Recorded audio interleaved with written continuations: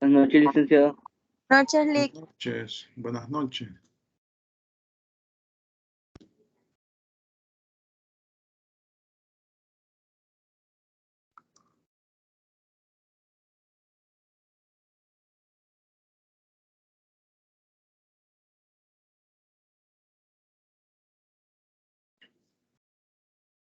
Bueno, vamos a iniciar la clase de este día.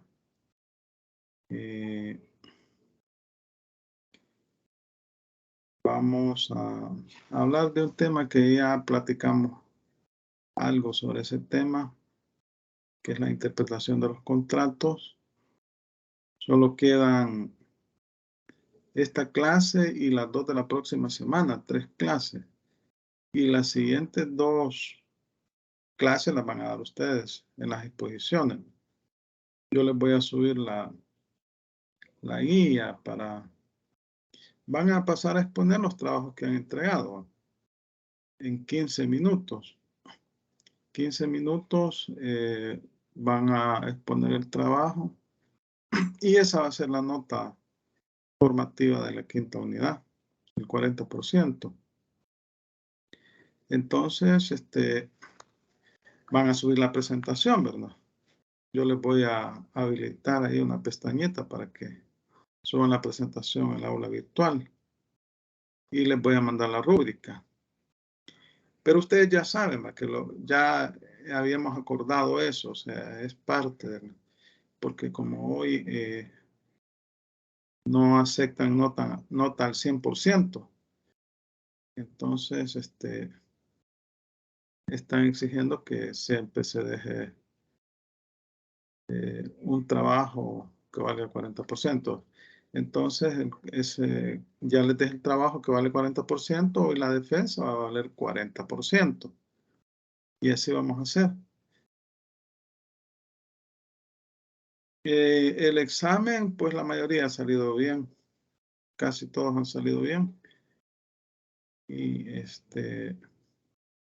ya pueden ver también la revisión. Así que estamos bien, ¿verdad?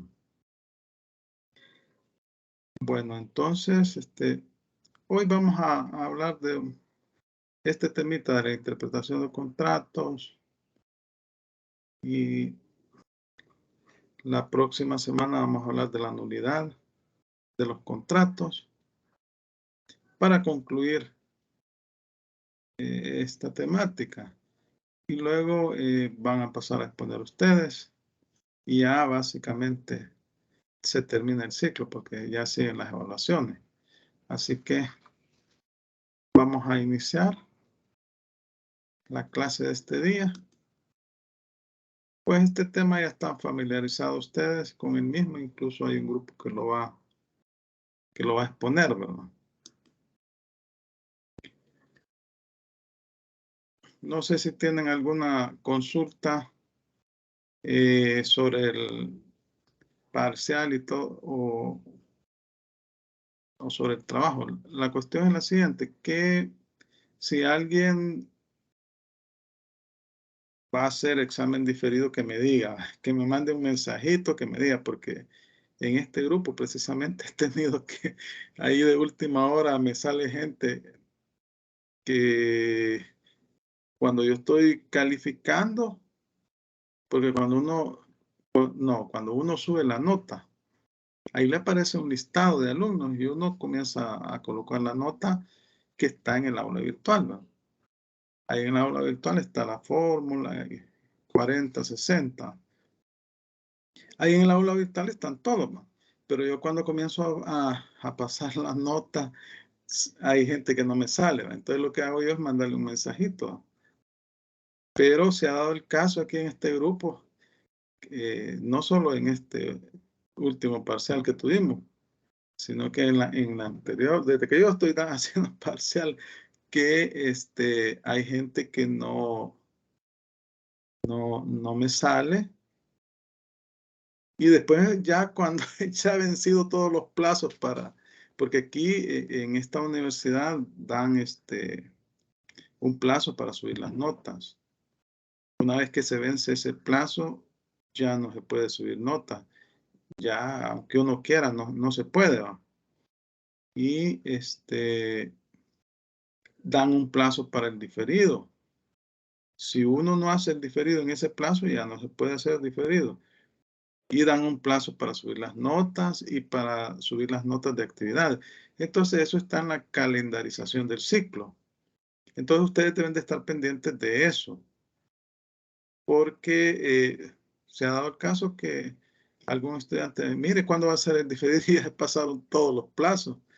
Entonces, yo lo que hago es consultar, ¿verdad? Informo a la coordinadora de la materia y le digo al estudiante, mira, haga el trámite administrativo respectivo para que no le vaya a afectar, ¿verdad? Y de repente ya recibo un correo, ¿va? Diciendo, mire, hágale el parcial o no se lo hago, bueno. O que alguien, mire, me sube la nota de las actividades. Es decir, si ya se venció el plazo, yo no puedo hacer nada. No puedo subirla, ¿no? Ya no las puedo modificar ni nada. Entonces, lo que hago yo es consultar, ¿verdad? Y les digo que hagan trámite administrativo. Entonces, no se duerman en sus laureles, ¿verdad? Porque dicen que camarón que se duerme lo lleva a la corriente. Ustedes estén pendientes de la calendarización de la universidad, de las actividades. Y anticipadamente infórmenme a mí, porque se ha dado el caso que algún estudiante paga el diferido y yo no sé y no me sabe, porque para hacer diferido no crean que solo que usted me va a decir, mire, fíjese que voy a hacer diferido y ¿cuándo me lo va a hacer? No, no es así. En el portal de la universidad, bueno, sí es bueno que me informen, pero en el portal de la universidad yo debo de verificar si tengo si tengo estudiantes que han cancelado diferido. Verifico en el portal y ahí me sale el listado. Resulta que en este tercer parcial no me salía nadie que había pagado diferido y resulta que sí había un estudiante.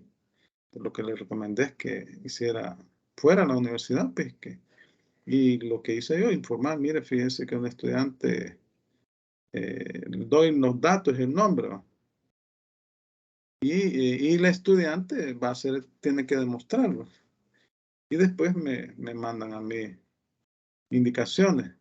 Pero para evitar eso y que estemos en tiempo, lo mejor es decir, mire, fíjese que yo voy a hacer diferido y ya lo pagué, ya lo cancelé, yo verifico.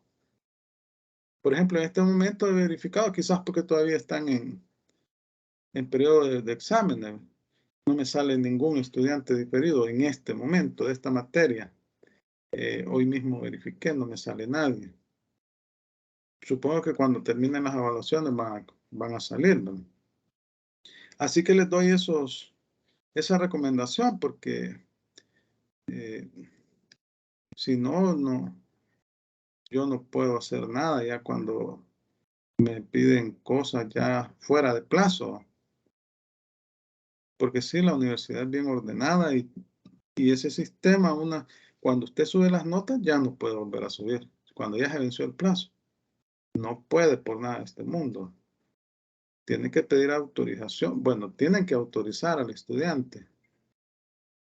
Así que les digo esto para que no, en este último parcial no vamos a tener esos inconvenientes, ¿verdad? Que, pues sí. Así que a veces por eso, como el sistema, a veces son omisiones del sistema. Entonces, si las cosas se tratan con anticipación es mejor, ¿verdad? Para así evitarnos cualquier tipo de problema, ¿verdad? Estamos claros de eso, ¿verdad? Bueno, entiendo que sí. Sí, Vale. licenciado. Vamos. Licenciado, una pregunta. Ajá. ¿Va a habilitarla para poder ver Sí, las notas? es lo que les dije al inicio, ya está habilitado y pueden ver. Ah, ok, muchas gracias. Sí, es que se me había olvidado habilitar.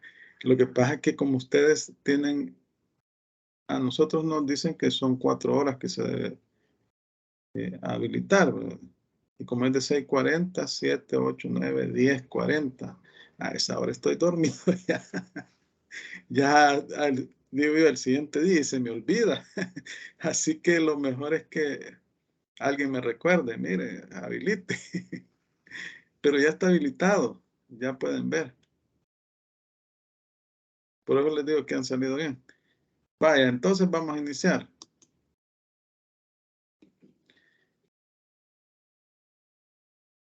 Vaya, como les digo, en clases anteriores ya tocamos este tema desde otra perspectiva. Lo vamos a tocar ya desde el punto de vista meramente de los contratos. Y bueno, vamos a iniciar. Primero, aquí se hace la pregunta, ¿qué es interpretar, verdad? ¿Qué es interpretar? Y sobre todo en este caso sería la pregunta, ¿qué es interpretar un contrato? ¿Qué es interpretar un contrato? Porque aquí no estamos hablando de una interpretación de la ley. Porque existen sistemas de interpretación de la ley, ¿verdad? Que están en el Código Civil. Los primeros artículos, ahí están los métodos de interpretación legal. Aquí estamos hablando de una interpretación de las cláusulas de un contrato, o sea, de un contrato que han celebrado dos particulares, dos o más personas, en donde se han obligado recíprocamente. Bueno, depende del tipo de contrato, pero siempre existe, son bilaterales, existe la voluntad de ambas partes, aunque sea un comodato, que son los llamados contratos unilaterales, ¿verdad? Aunque sea ese tipo de contrato, siempre existen obligaciones para una parte y para la otra. Y también el contrato de renta vitalicia, ¿verdad? Entonces, cuando hablamos de interpretar, estamos hablando cuál interpretar las cláusulas contenidas en un contrato que han suscrito dos partes. Saber cuál es el fin, el objeto de ese contrato. Cuál fue la intención que tuvieron las partes cuando celebraron ese contrato. O sea, cuál era su intención en caso de que existiera discordancia en la interpretación de alguna cláusula y que a consecuencia de esa discordancia pudiese existir, bueno, un proceso judicial, ¿no? Entonces, de eso se trata. Quiero ver si estoy grabando. Creo que sí. Sí, estoy grabando. Vaya. Es el procedimiento en virtud del cual se tiende a esclarecer y determinar el sentido y alcance de las declaraciones que forman el contrato. El sentido y alcance de las declaraciones que forman el contrato. Acuérdense que cuando se celebra un contrato, se establecen cláusulas que tienen un objeto específico. Y cuando surge algún inconveniente como consecuencia de una interpretación de una cláusula con la cual las partes no están de acuerdo, una lo interpreta de una forma y otra de otra. Entonces ahí hay que ver cuál es el sentido, cuál es el alcance de las declaraciones que al momento de firmar ese contrato hicieron las partes. Es decir, que no es, al igual que la ley, ¿verdad? La ley se interpreta, hay métodos de interpretación de la ley, ¿no? Pero la ley la elabora el legislador. El legislador elabora la ley. Y cuando hay interpretaciones oscuras, cuando hay cláusulas, bueno, hay disposiciones, ahí son artículos, normas oscuras que pueden dar lugar a diversa interpretación. Bueno, ahí el legislador normalmente hace interpretaciones auténticas, ¿no? O puede hacer también reformas legales, ¿no? En el caso de los contratos, las partes, al momento de suscribirlo, ellos tenían una intención, ¿no? Depende de la naturaleza del contrato, así y se tienen que interpretar sus cláusulas. y se supone que las partes tienen una intención cuando firman el contrato y que, como es bilateral, lo han negociado. El contrato debe incorporar la voluntad concordante de las partes, pero hay casos que el contrato es oscuro o contradictorio. Corresponde al juez realizar la interpretación en caso de conflicto entre los contratantes. Estamos hablando ya de un conflicto de naturaleza civil que se tramita en un tribunal civil, ¿verdad? Civil y mercantil. Tenemos dos sistemas de interpretación de los contratos: el sistema objetivo alemán y el sistema subjetivo o francés. El alemán, o sea, el sistema objetivo, solo tiene en cuenta la voluntad expresada o literal que se encuentra en un texto. Es decir, lo que se encuentra escrito en las cláusulas del contrato es lo que vale. Y ahí se relaciona el artículo 19 del Código Civil. Lo vamos a buscar. El artículo es de los primeros artículos.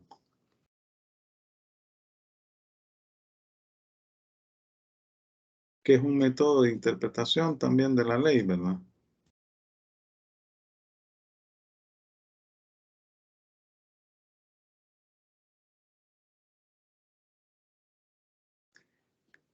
Artículo 19. Cuando el sentido de la ley es claro, no se desatenderá su tenor literal a pretexto de consultar su espíritu. Aquí estamos hablando del método literal, ¿verdad? De interpretación de la ley. Pero bien se puede, para interpretar una expresión oscura de la ley, recurrir a su intención o espíritu claramente manifestados en ella misma o en la historia fidedigna de su establecimiento. Aquí estamos hablando de dos métodos, ¿verdad? La intención o espíritu del legislador y la historia fidedigna de su establecimiento. Entonces acá en los métodos que tenemos de interpretación, estamos hablando del objetivo que toma en consideración la voluntad expresada o literal que se encuentra en el texto de la ley, del contrato, en la cláusula. Aquí estamos hablando cláusulas contractuales. Ahora, el sistema subjetivo francés le interesa la voluntad real existente tras la declaración, es decir, la intención o causa de la contratación, la voluntad de las partes, pues la intención que tenían las partes. Y así pues podemos ver el artículo 1431 del Código Civil. Si alguien lo tiene por ahí, que lo lea. Lo voy a buscar yo aquí, 1431.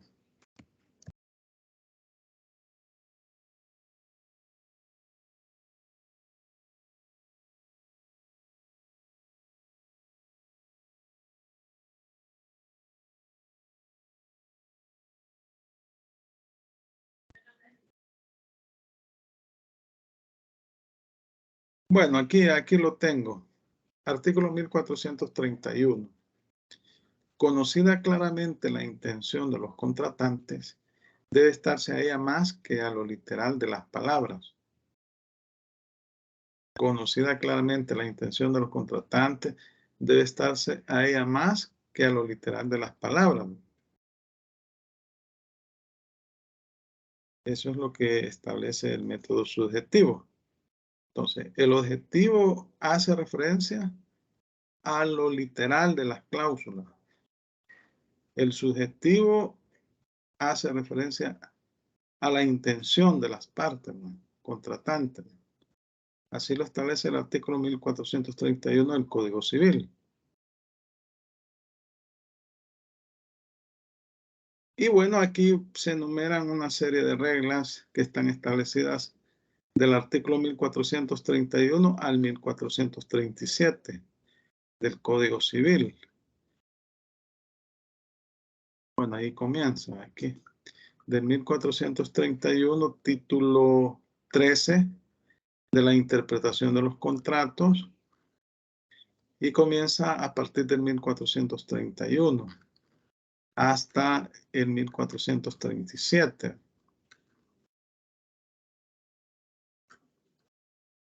El 1431 es el que acabamos de leer, ¿verdad?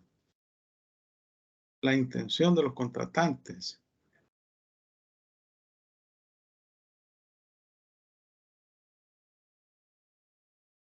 Vaya, entonces, aquí se encuentran las reglas de interpretación de los contratos, no de la ley, porque las reglas, los métodos de interpretación de la ley se encuentran en las primeras disposiciones del Código Civil, ¿verdad?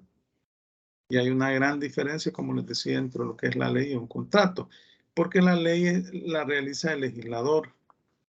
Es el legislador el que produce la ley. En el caso nuestro es la Asamblea Legislativa. Y el contrato lo producen las partes, los contratantes. ¿Cuáles son los métodos? Intención de los contratantes, artículos 1431 y 1051 del Código Civil. Aplicación de los términos de un contrato, artículos 1432 y 2208. Sentido efectivo y sentido inefectivo, artículo 1433. Las cláusulas del contrato en relación con la naturaleza de este, artículo 1434, inciso primero.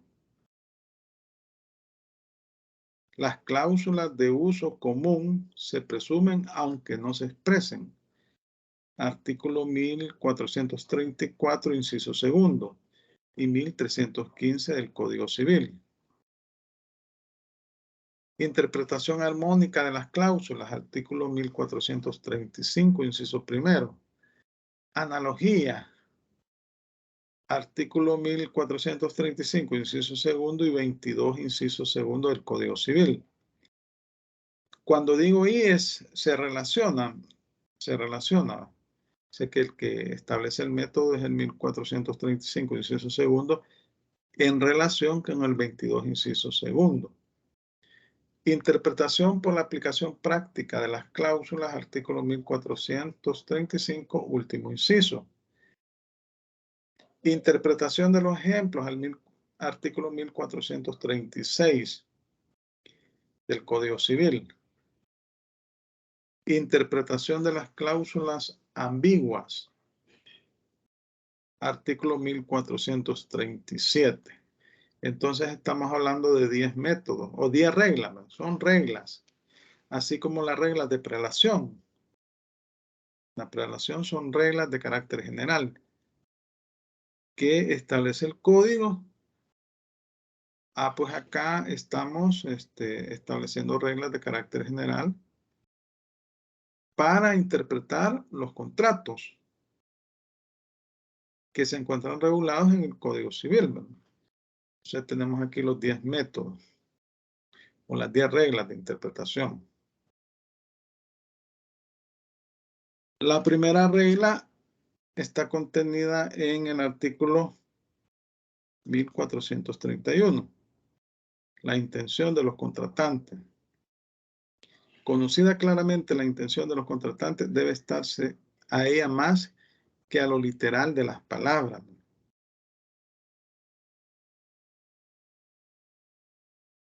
Entonces, acá estamos hablando que lo que se debe buscar es cuál fue la intención de las partes al momento de celebrar el contrato. Y eso se va a determinar según la naturaleza del contrato. Y debe ser una interpretación armónica de todo el contrato.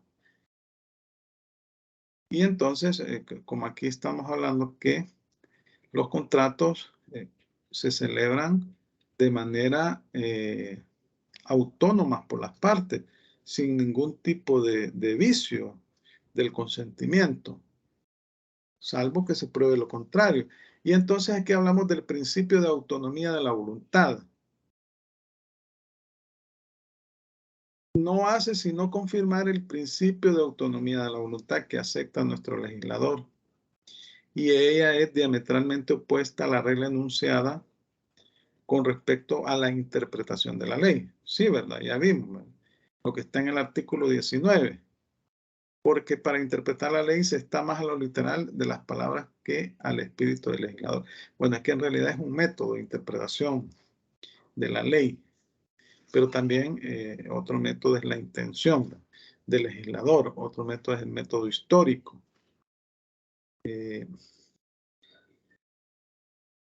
Las grabaciones que se tienen en la Asamblea Legislativa, los informes taquigráficos, bueno, las actas taquigráficas, al momento que se estuvo aprobando la ley.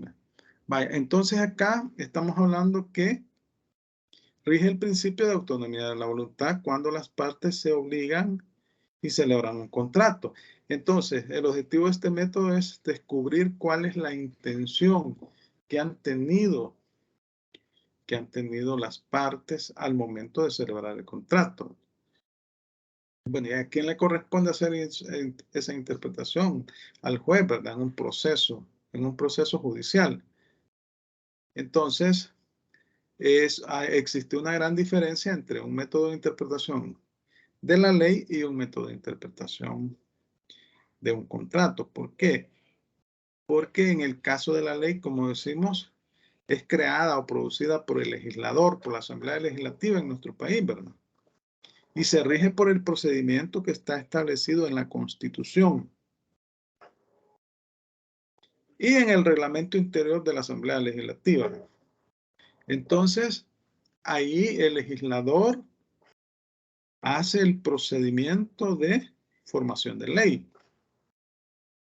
Y en el caso de las partes, bueno, el legislador está investido de autoridad, o sea, lo rige el principio de legalidad, artículo 86 de la Constitución, ¿verdad? En cambio, las partes pues se rigen por el principio de autonomía de la voluntad y las partes, cuando celebran un contrato, tienen una intención específica y lo hacen de manera práctica, sin mayores ceremonias. Solo contratan a un abogado, a un notario. Bueno, y a veces ni eso, porque depende, lo pueden hacer en un documento privado, depende del tipo de contrato. Entonces, ahí vemos que existe una diferencia diametralmente opuesta, diferente. Entonces, en el artículo 1431 se repite esta regla en la interpretación de los testamentos. Bueno, en el artículo 1051 hace primar la voluntad del testador sobre lo literal de las palabras y ello como consecuencia de ser el testamento una manifestación de la voluntad. El artículo 1051, vamos a ver, lo vamos a buscar, 1051.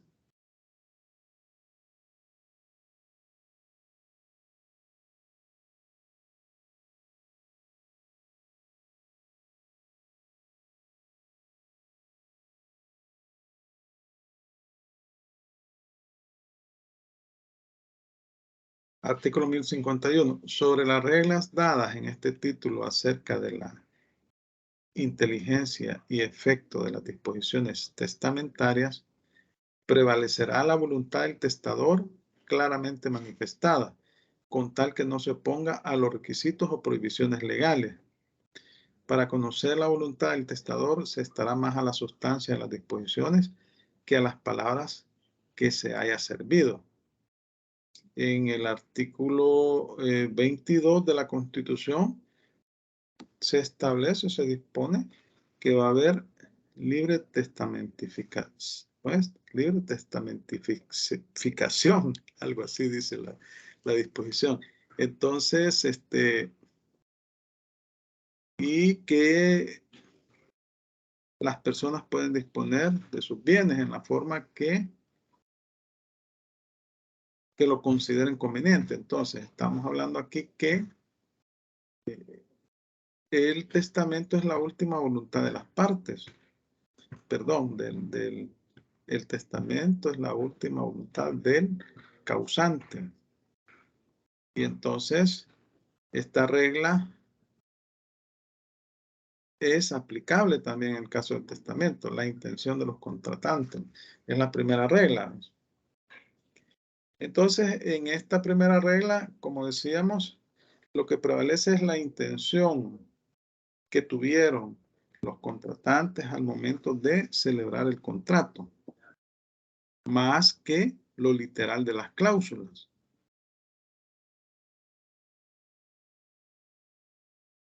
Luego tenemos el segundo método, aplicación de los términos de un contrato.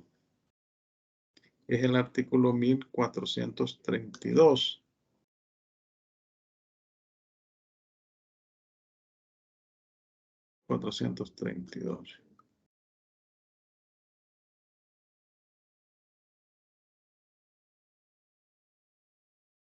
Por generales que sean los términos de un contrato, solo se aplicarán a la materia sobre que se ha contratado.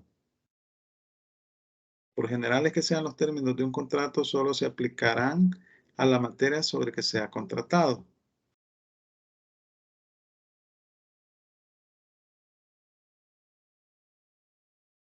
Aquí podemos relacionar el artículo 2208, ubicado en la transacción. Vamos a ver el artículo 2208.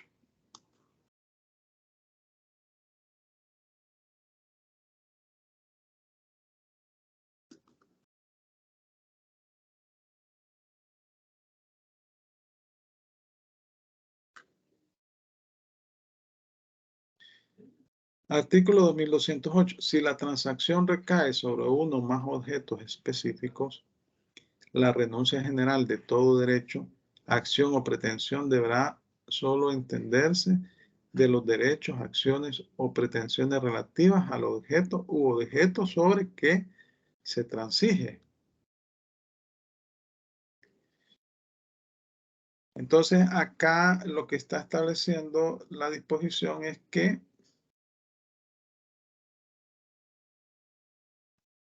se aplicará el contrato a la materia sobre la que se ha contratado. Entonces ahí va a depender del tipo de contrato. Puede ser que un arrendamiento común,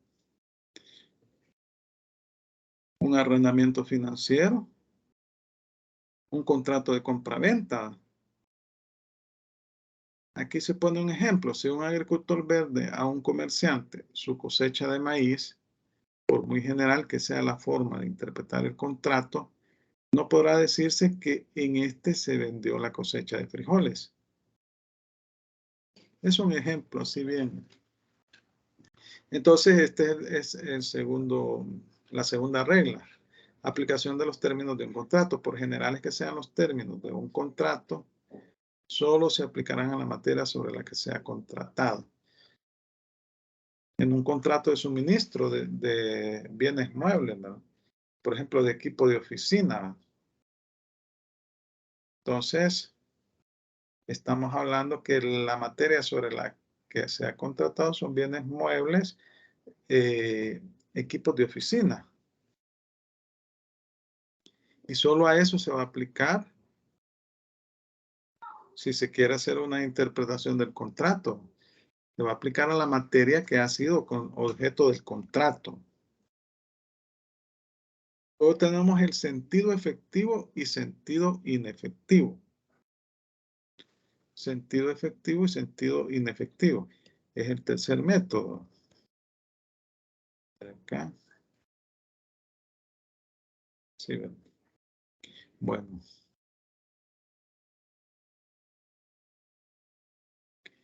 Es el artículo 1433.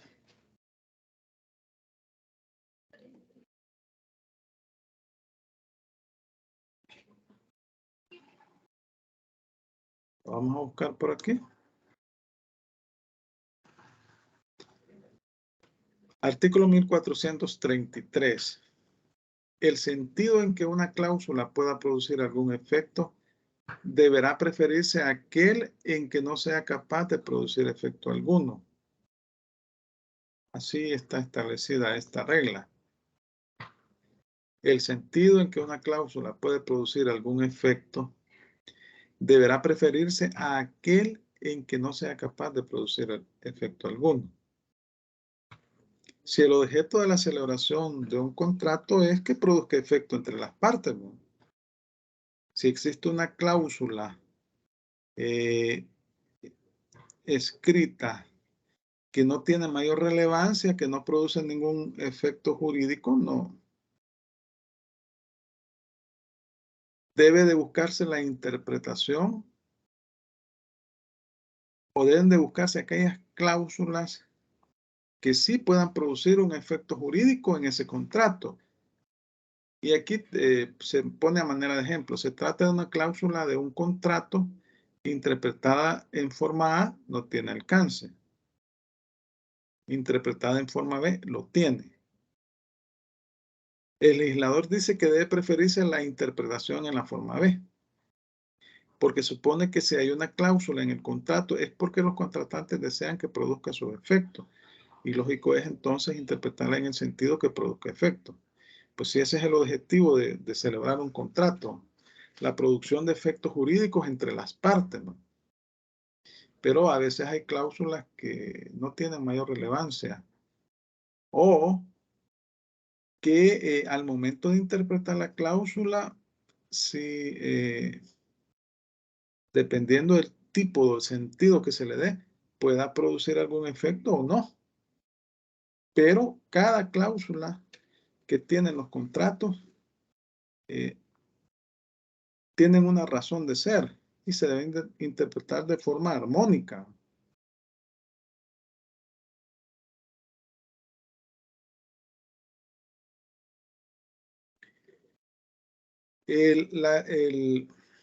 Bueno, el siguiente método,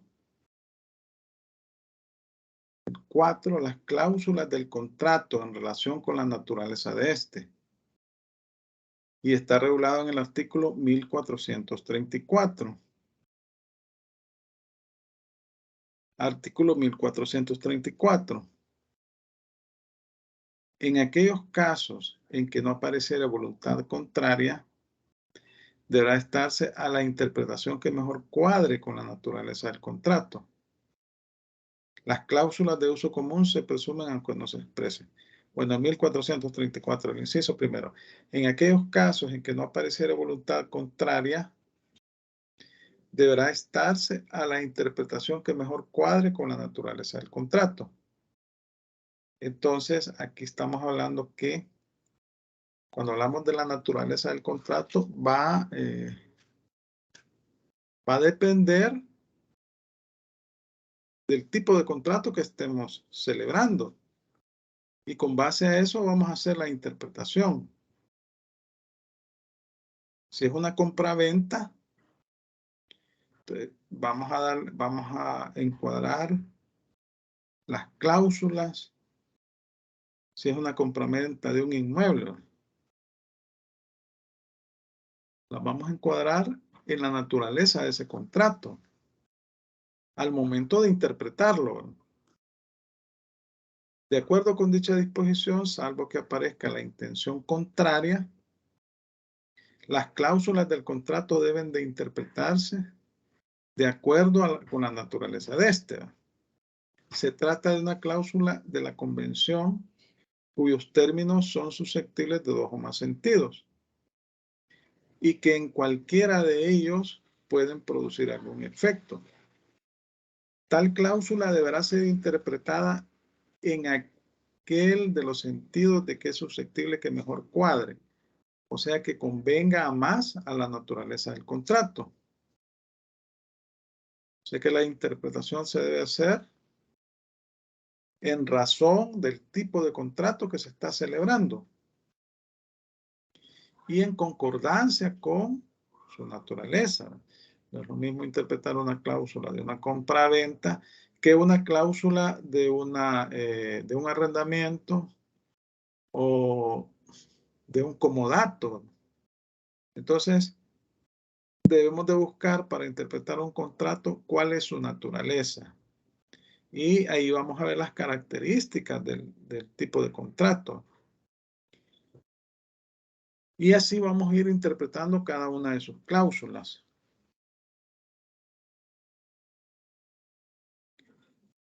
La quinta regla o método, reglas o método.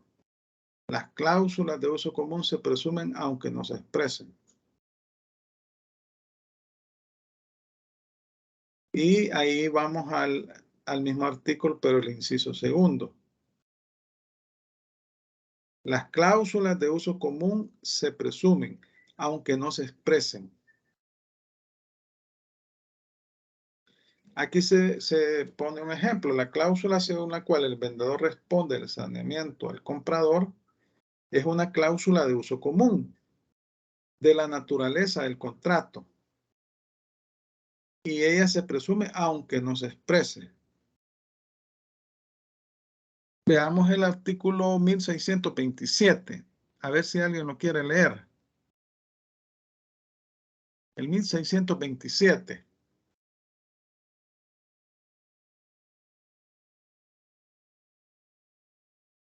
Busquémoslo, por favor, y lo leemos. Artículo 1627.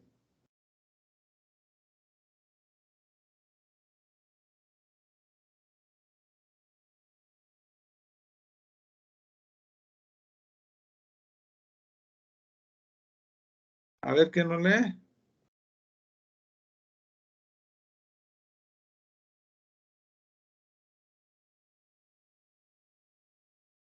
¿Están por ahí?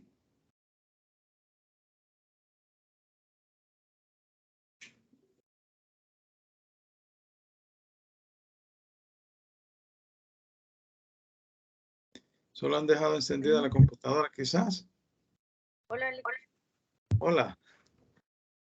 ¿Lo tiene?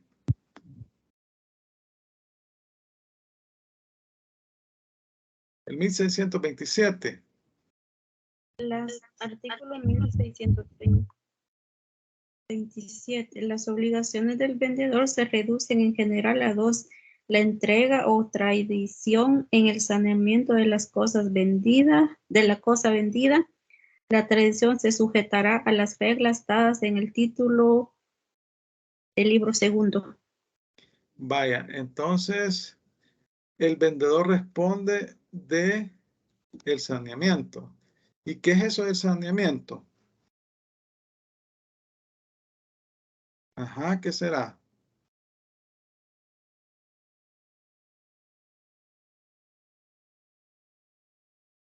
¿Qué es eso del saneamiento?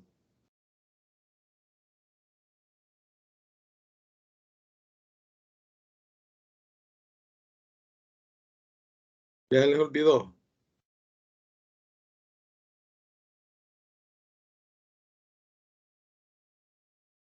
¿El saneamiento?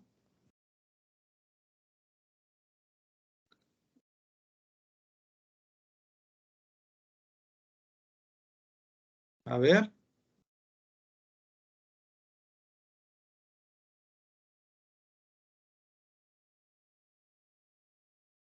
¿El saneamiento qué es? Licenciada, no son como los vicios reveditorios, algo así creo. Sí, estamos hablando del saneamiento de evicción, ¿verdad?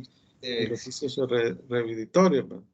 Los vicios ocultos que tiene la cosa y el saneamiento de evicción es garantizarle la posesión pacífica al comprador para que no vaya a existir un tercero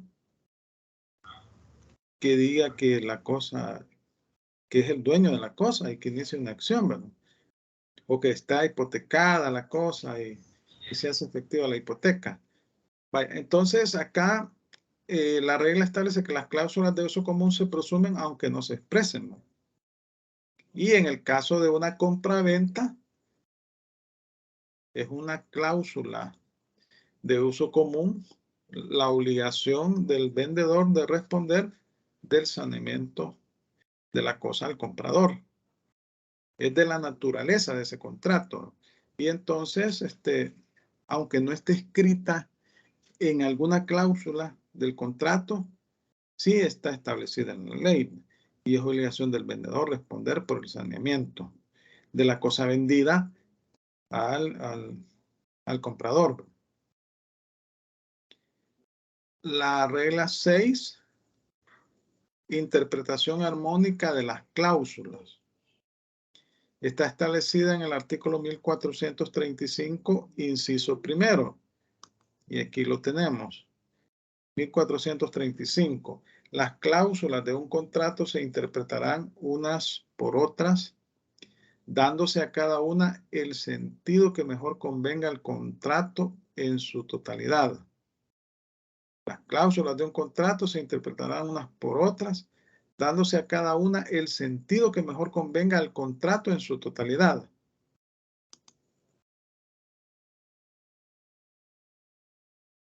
Las cláusulas del contrato deben interpretarse de manera que haya entre todas armonía, o sea que debe existir una interpretación armónica integral del contrato.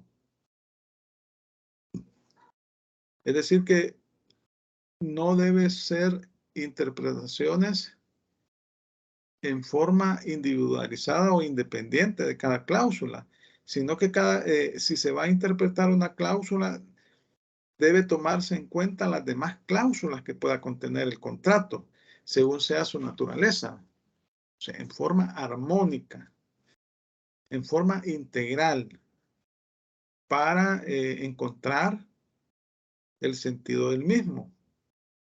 ¿Cuál es la intención de las partes? ¿Verdad? Así, la cláusula cuarta de un contrato debe interpretarse en forma tal que esté en armonía con la cláusula 3, por poner un ejemplo, pero en realidad cada cláusula debe, al momento de interpretarse, la interpretación debe hacerse en armonía con las demás cláusulas del contrato para encontrar el verdadero sentido del mismo y hacer una interpretación integral del mismo para saber cuál es la intención de las partes. Entonces, de eso trata esta regla 6, interpretación armónica de las cláusulas contenidas en un contrato.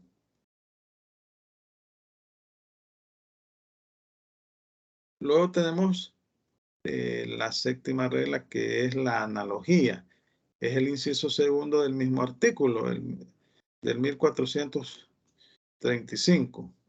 Podrán también interpretarse por las de otro contrato entre las mismas partes y sobre la misma materia.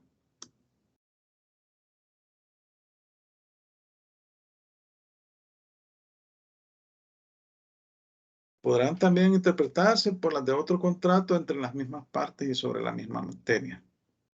Acá esta interpretación analógica o la analogía es cuando en razón de que no existe una solución específica, en este caso en una cláusula del contrato, si yo la quiero interpretar en forma armónica con las demás cláusulas del contrato, veo que no es posible, entonces recurro a la analogía. ¿Y en qué consiste la analogía? Bueno, la analogía es un método de interpretación en el cual yo tomo en consideración casos semejantes. En materia legal, ¿verdad? Cuando yo estoy interpretando la ley, si yo quiero aplicarla a un caso concreto y resulta que no, en esa ley yo no puedo aplicarla en ese caso concreto, entonces voy a buscar otro caso que puede estar regulado por otra ley y entonces voy a tratar de extraer,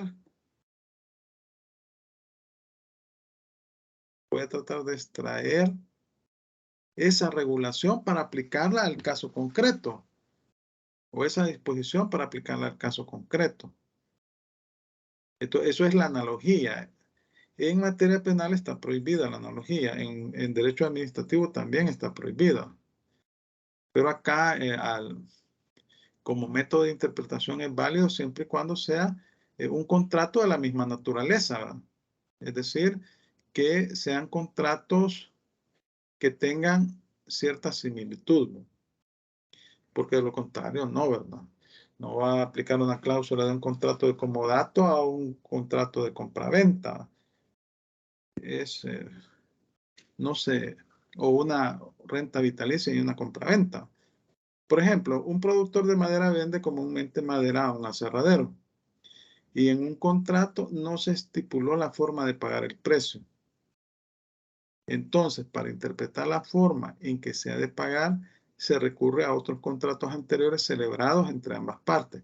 Entonces, aquí estamos hablando de contratos de compraventa de madera o de suministro de madera. Bueno, más de compraventa.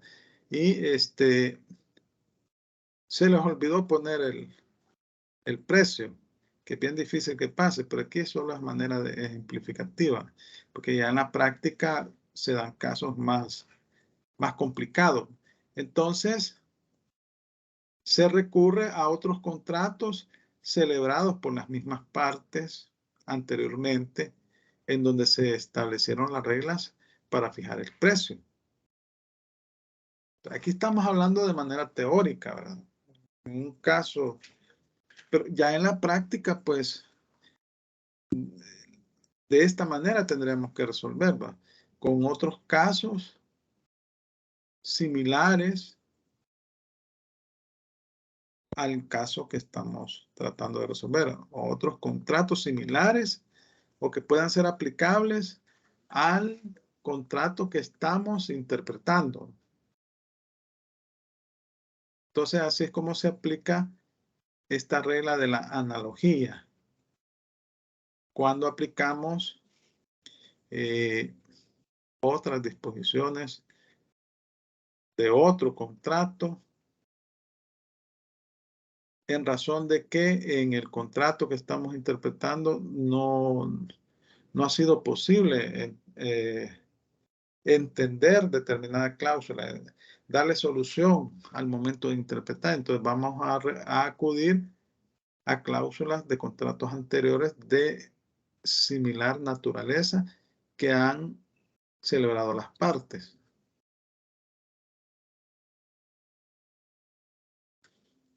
Luego tenemos la interpretación por la aplicación práctica de las cláusulas.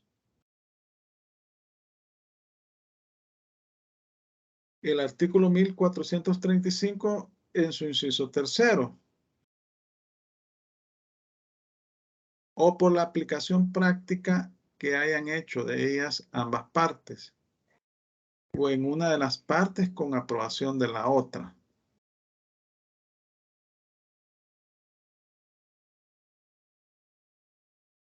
Artículo 1435, inciso tercero, o por aplicación práctica que hayan hecho de ellas ambas partes o una de las partes con aprobación de la otra. Entonces, aquí, bueno, hablamos que cuando se celebra un contrato, existe en materia privada, en materia civil, el principio de autonomía de las partes, ¿no? Las partes se ponen de acuerdo, redactan las cláusulas del contrato y establecen las reglas que serán aplicables al mismo de acuerdo a la naturaleza del contrato. Y entonces, básicamente estamos hablando que las partes cuando celebran un contrato lo hacen de forma autónoma e independiente. Y ese contrato es producto de ese acuerdo de voluntades. Entonces, la interpretación auténtica de las diversas cláusulas del contrato, o sea, la interpretación que las partes le han querido dar a ese contrato, a esas cláusulas. Para ser tal necesita la aplicación de ambas partes o el consentimiento de ambas partes en tal aplicación. Es decir, las partes saben cuál es su intención cuando han celebrado el contrato. Entonces, al momento de interpretarlo, ellos van a darle la interpretación según sea al caso concreto. Se van a poner de acuerdo. Entonces, por eso dice, necesita la aplicación de ambas partes o el consentimiento de ambas partes en tal aplicación, valga la redundancia. El contrato es obra de ambas partes, resulta del acuerdo de voluntades y por consiguiente la interpretación auténtica de las diversas cláusulas, o sea, la interpretación que las partes le dan con base al sentido que ellos tuvieron al momento de contratar, que es la interpretación auténtica de las diversas cláusulas de contrato, para ser tal necesita la aplicación de ambas partes o el consentimiento de ambas partes en tal aplicación, valga la redundancia. Es un juego de palabras. Luego tenemos la interpretación de los ejemplos, es el artículo 1436. Cuando en un contrato se ha expresado un caso para explicar la obligación, no se entenderá por solo eso haberse querido restringir la convención a ese caso, excluyendo los otros a que naturalmente se extienda.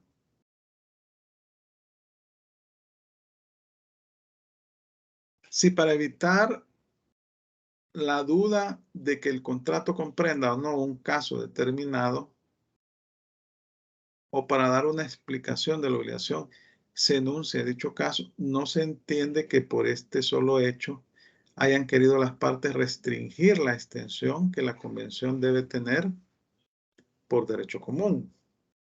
Para que esto ocurra, será necesario que los contratantes hayan manifestado esta voluntad, agregando alguna estipulación al contrato. Entonces, en un caso concreto, al momento que están interpretando una cláusula contractual, debe existir flexibilidad de las partes en el sentido de que se debe ver el contrato en sus efectos de manera general y no quedarse restringido a una cláusula en forma concreta sin considerar el conjunto. Es decir, sin considerar la extensión y naturaleza propia de ese contrato. Aquí es como hacer una interpretación aislada, ¿verdad?, de una cláusula de un contrato que se está aplicando al caso concreto, sino que se debe ver en su dimensión las demás disposiciones, la extensión que tienen las demás cláusulas del contrato en forma armónica y que producen sus efectos jurídicos. Entonces, a eso hace referencia. Interpretación de los ejemplos, así se le llama en la ley, ¿verdad?, o doctrinariamente, así se le llama. Interpretación de las cláusulas ambiguas, es el artículo 1437. Está regulado, bueno, que se encuentra aquí, ¿verdad?, tiene 3 incisos. Artículo 1437. No pudiendo aplicarse ninguna de las reglas procedentes de interpretación, es decir, que aquí estamos hablando de que estas reglas van de forma sucesiva. Primero se aplica la primera, si no se puede aplicar la primera, la segunda, la tercera, y si no es posible la aplicación de las reglas anteriores en forma subsecuente, entonces acudimos a la regla que tiene el artículo 1437. No pudiendo aplicarse ninguna de las reglas procedentes de interpretación, se interpretarán las cláusulas ambiguas a favor del deudor. Pero las cláusulas ambiguas que hayan sido extendidas o dictadas por una de las partes, sea acreedora o deudora, se interpretarán en contra suya, siempre que la ambigüedad provenga de la falta de una explicación que haya debido darse por ella. Se presumirá que las cláusulas ambiguas han sido dictadas o extendidas por la parte que tenía más interés en que su sentido no fuera claro. Si el interés fuera igual o equivalente para ambas partes, se observará lo prescrito en el inciso primero. Entonces, aquí estamos estableciendo una regla que toma en consideración las cláusulas ambiguas y establece que, en primer lugar, en el primer inciso establece que las cláusulas ambiguas se van a interpretar en favor del deudor. Luego, en el segundo inciso establece que se van a interpretar en contra de la parte que elaboró esa cláusula. Así dice, ¿verdad? Y el inciso tercero establece que estas cláusulas ambiguas han sido dictadas por el interés de la parte que las redactó. Entonces acá, en todo caso, aquellas cláusulas ambiguas se van a interpretar en contra de la parte que la ha redactado. Entonces, el artículo 1437 establece que las cláusulas ambiguas de un contrato, si no se pueden aplicar las reglas anteriores de interpretación, deben interpretarse en favor del deudor. Pero agrega que si la ambigüedad proviniera de la falta de una explicación que haya debido darse por la parte que la ha extendido o dictado, sea acreedora o deudora, las cláusulas se interpretarán contra ella. Entonces, aquí se presume la ley que quien elaboró la cláusula ambigua lo hizo con la intención de favorecerse, ¿verdad? Sea deudor o acreedor. O si la cláusula, como aquí prima el principio de la autonomía de la voluntad, las partes la celebraron, pero es ambigua, entonces se va a aplicar a favor del deudor. A favor del deudor. Entonces, estos son los métodos de interpretación de los contratos o las reglas de interpretación de los contratos que están establecidas en el Código Civil, ¿verdad? En el Código Civil.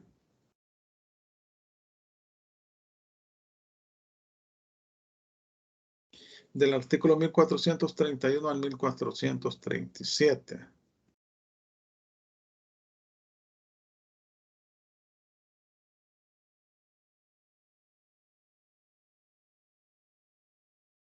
Otro tema también que es importante platicar es la calificación jurídica de los contratos.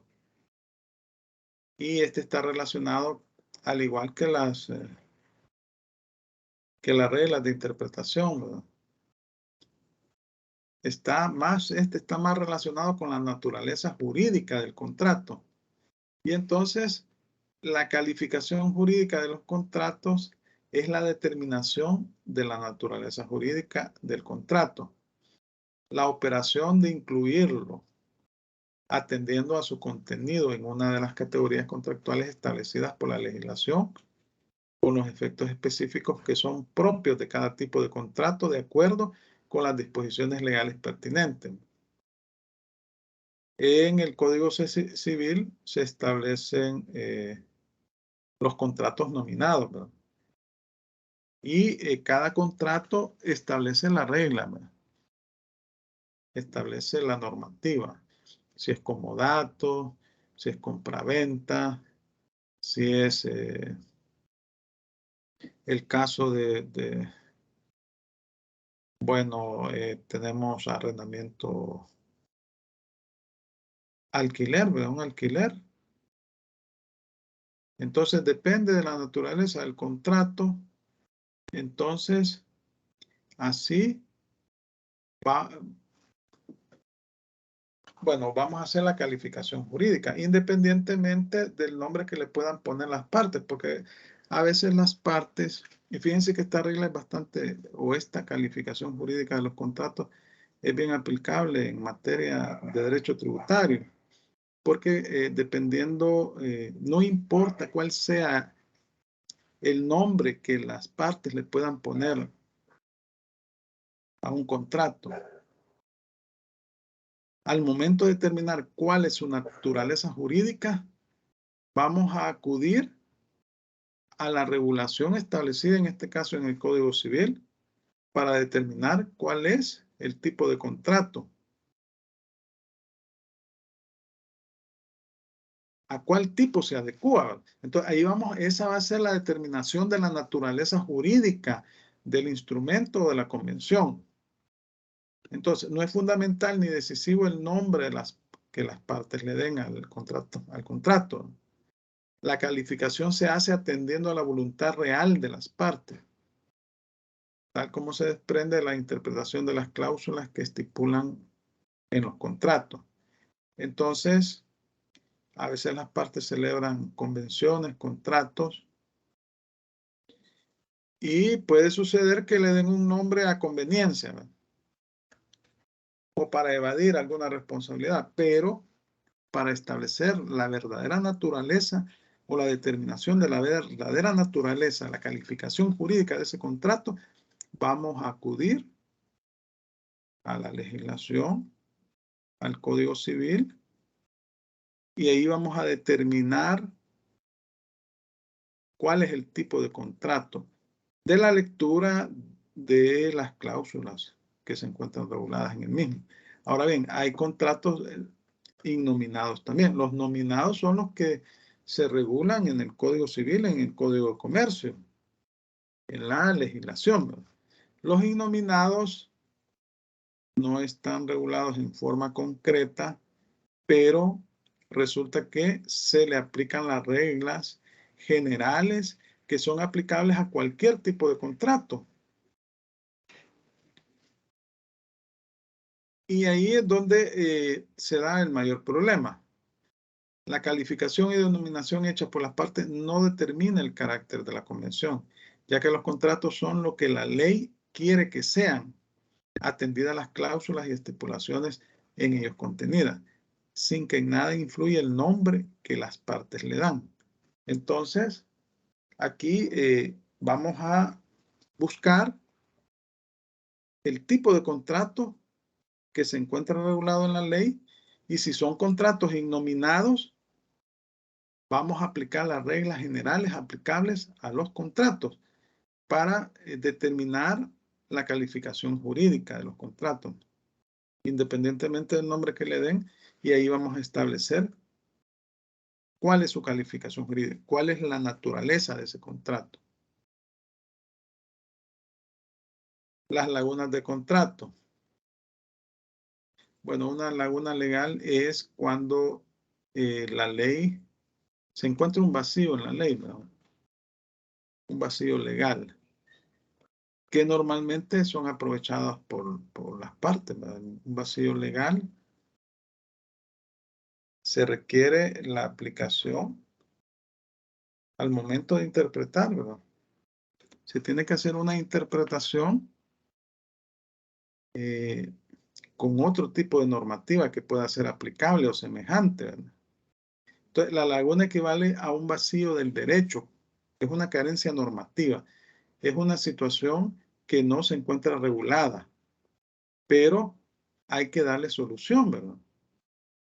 Porque cuando llega un caso ante un juez, tiene que resolverlo.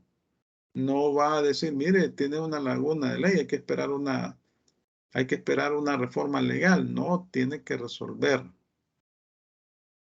Y ahí es donde va a aplicar la normativa que más se adecue. Ahora bien, acá en el caso de los contratos puede existir también un vacío. que pueda generar una interpretación oscura de una cláusula del contrato. Son los puntos que los contratantes no previeron en el convenio y que mal podían, por tanto, resolver. No hay ley que indique la manera de llenar las lagunas. Habrá que recurrir a la equidad, aplicar los principios que parezcan más justos al caso particular de que se trate. Entonces, vamos a acudir al derecho y vamos a aplicar aquellas normas jurídicas que más se adecúen al caso concreto, que le puedan dar una solución. Entonces, por eso dice, vamos a acudir a la equidad, a la justicia. Las lagunas se presentan principalmente tratándose de contratos innominados, para lo cual su tratamiento doctrinal es así. Se aplican en primer lugar las reglas generales de los contratos. Era lo que les estaba diciendo en el caso anterior. 2. Después las estipulaciones de las partes, o sea, las cláusulas, lo que las partes convinieron. Y 3. La regla de los contratos afines, o sea, la analogía. Estas son las 3 formas de poder resolver un problema de laguna de un contrato, de un vacío establecido en una cláusula. Las lagunas deben llenarse atendiendo al caso concreto de que se trate. Entonces, a eso estamos hablando cuando hablamos de lagunas de contrato. Aquellos vacíos legales que puedan existir, ya sea por algún error de las partes al momento de redactar la cláusula. Entonces, se deben de resolver en equidad, o sea, vamos a acudir al derecho. Y entonces, en primer lugar, vamos a tratar de aplicar las reglas, las 10 reglas establecidas para la interpretación de los contratos. En segundo lugar, la intención de las partes, o sea, las cláusulas concretas. Vamos a leer las cláusulas. Y en tercer lugar, la regla de los contratos afines, o sea, la analogía. Los contratos que sean similares. Y como les digo, esto se da en el caso de los contratos innominados. Igual sucede con la calificación jurídica de los contratos, ¿no? Cuando son innominados. Pero cuando son nominados no es más fácil, porque la ley ya establece reglas concretas para cada caso o para cada tipo de contrato. Vaya, también otro tema interesante es cuando hablamos de disolver un contrato. Los contratos también por decisión propia de las partes, con base al principio de autonomía de la voluntad, en algún momento determinado pueden tomar la decisión de disolver lo convenido. Según el artículo 1416, todo contrato legalmente celebrado es una ley para las partes contratantes, que no puede ser invalidado sino por consentimiento mutuo o por causas legales. Estamos en materia civil, entonces, lo contratado por las partes o lo establecido por las partes en un contrato es ley para las partes. Así es la regla que se aplica.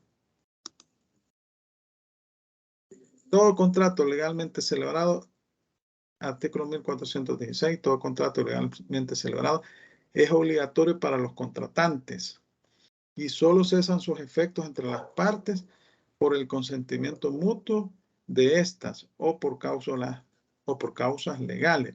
Entonces, lo pactado en un contrato es ley para las partes. De esta disposición resulta que los contratos pueden disolverse o extinguirse de dos maneras: por el mutuo consentimiento de las partes y por causas legales. El mutuo consentimiento de las partes es la voluntad de las partes, el principio de autonomía de la voluntad. Y por causas legales son las establecidas en la ley.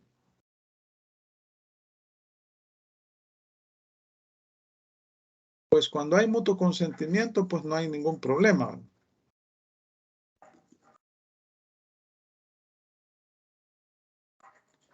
La disolución por mutuo consentimiento se le denomina también resiliación del contrato.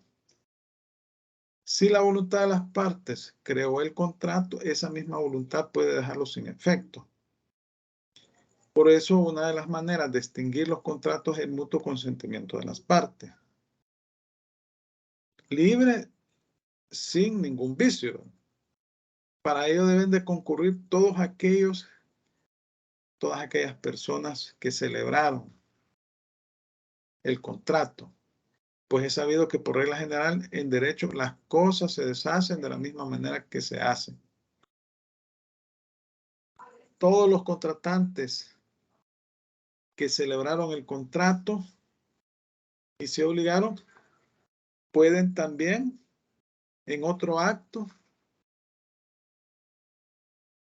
terminar los efectos de ese contrato.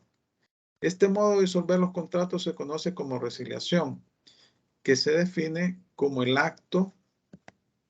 Esta cosa me cuesta quitarla. Bueno.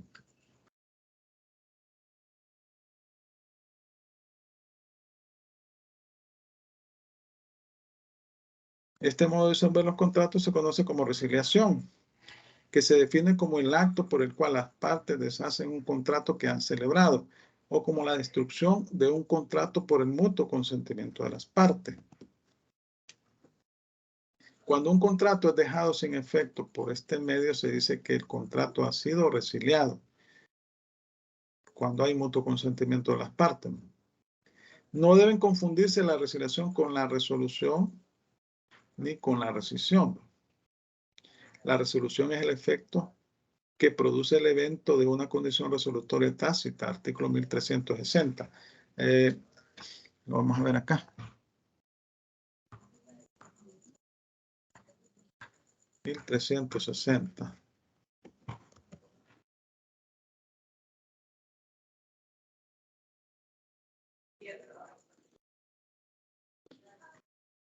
Los contratos bilaterales. En los contratos bilaterales va envuelta la condición resolutoria de no cumplirse por uno de los contratantes lo pactado.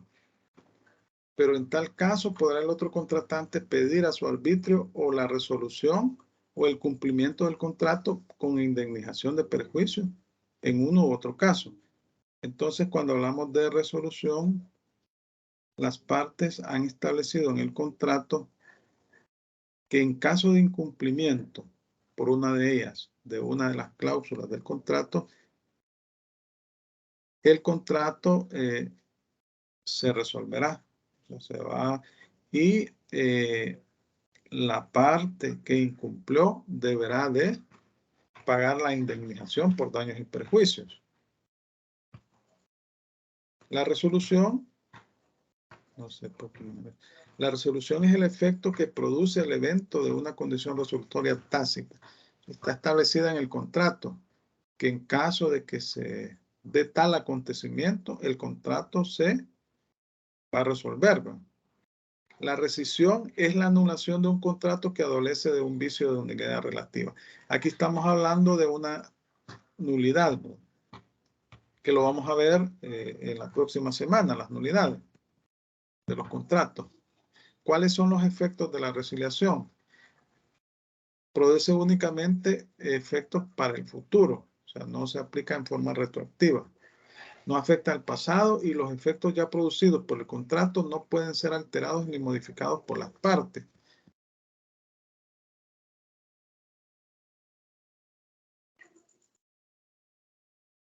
A las 7:10 termina esta clase, ¿verdad? Sí, ¿verdad?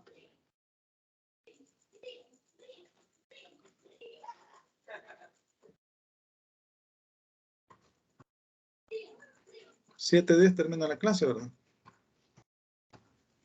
Sí, A licenciada. las 8:10, licenciada. Ah, 8:10. 8:10. Sí, 8:10, sí. 8:10, correcto, sí. Estaba confundido ahí. Vaya, 8:10. Siempre me sale esta pantalla, no sé por qué. Bueno, entonces, decíamos que la resiliación se da cuando hay mutuo consentimiento de las partes. Y sus efectos se producen hacia el futuro, no hacia atrás, ¿verdad? Y no afecta, cuando hablamos de resiliación, no se afecta lo que ya ocurrió. Si hablamos de un contrato de suministro, por ejemplo, que se han entregado han habido varias entregas de bienes. Entonces, como no tiene efectos hacia el pasado, sino a partir de que se toma la decisión de resiliar el contrato, entonces lo que ya se celebró del contrato no se afecta.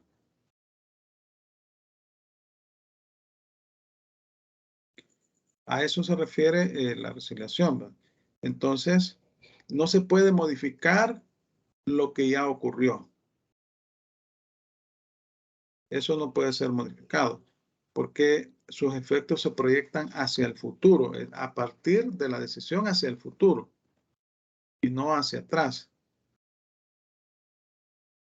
Y aquí está un pequeño ejemplo. Si Pedro vende una propiedad a Juan y le hace la tradición y Juan hipoteca la propiedad y más tarde dejan sin efecto el contrato de compraventa, por el mutuo consentimiento la hipoteca subsistirá por las mismas razones.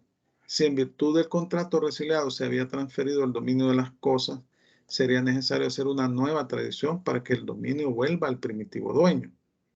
Hacer un nuevo contrato de compraventa, porque hacen la resiliación, van a hacer el contrato de resiliación.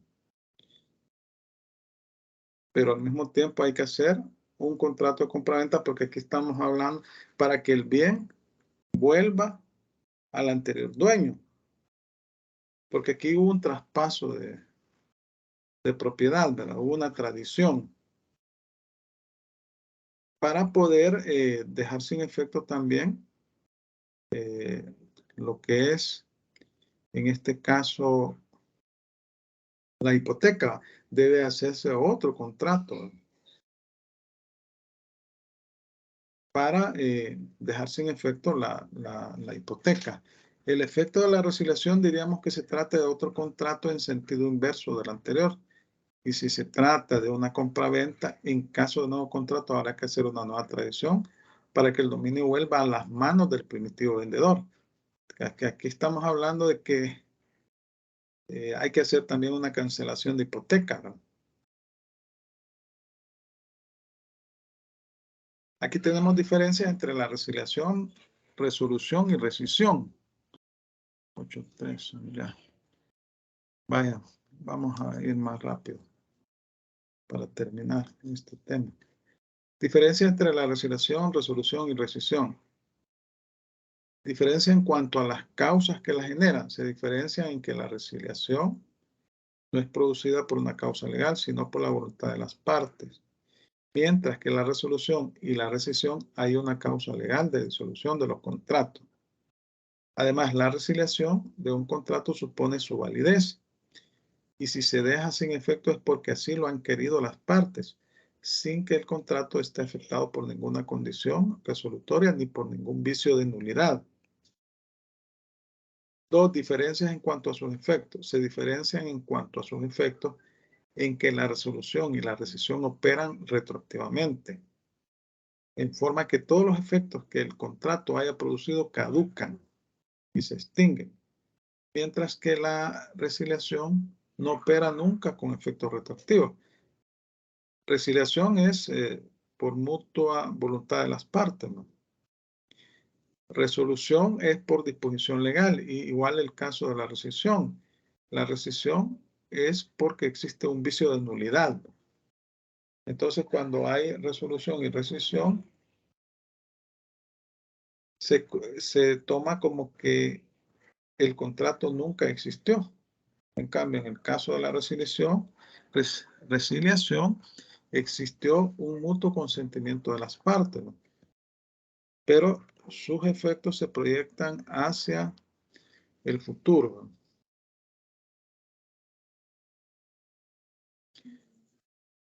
Contratos que pueden dejarse sin efecto por voluntad de una sola de las partes. Aquí tenemos unos ejemplos. Pueden disolverse por la voluntad de una de las partes los siguientes contratos. El mandato puede terminar por la renuncia del mandatario o por la revocación del mandato, del mandante, que ahí está la disposición legal, artículo 1923, números 3º y 4º.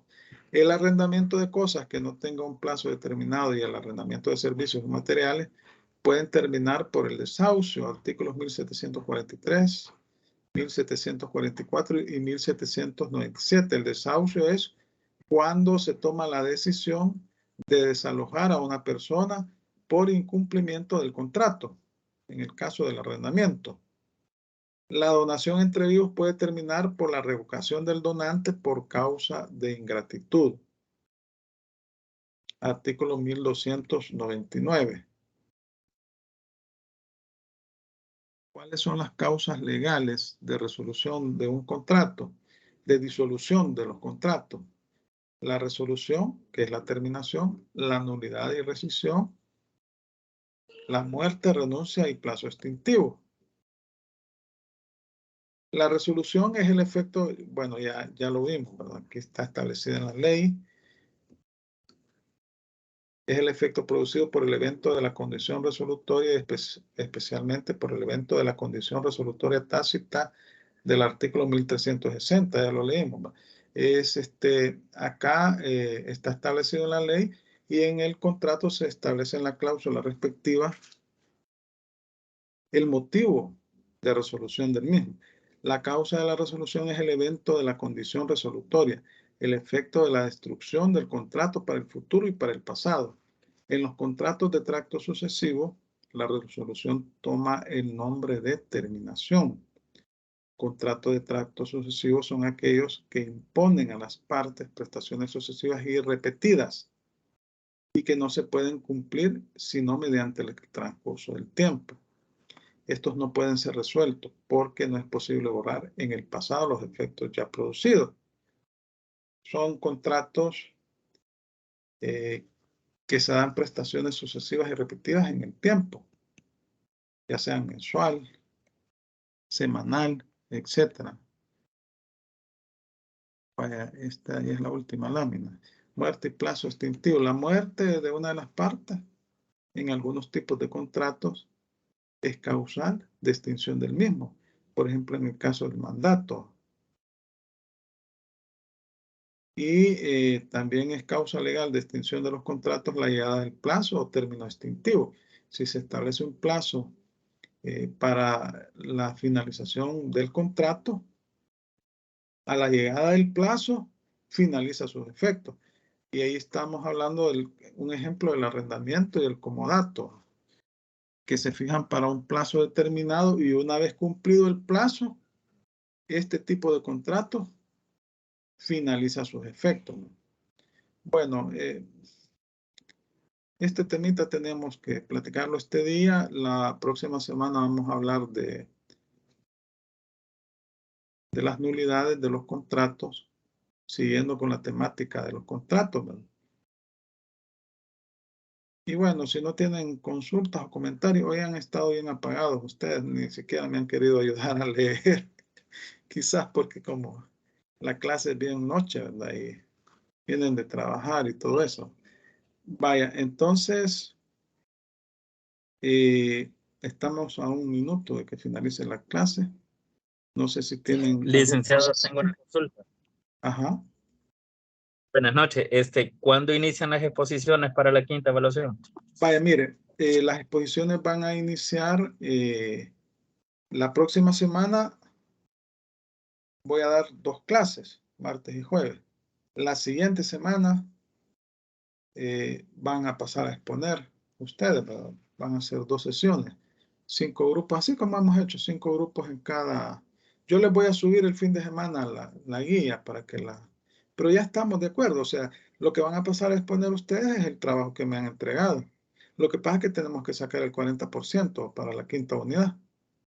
Y entonces ustedes van a defender ese trabajo. Así sería.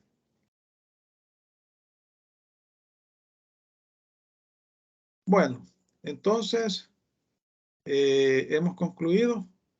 Vamos a continuar la próxima semana.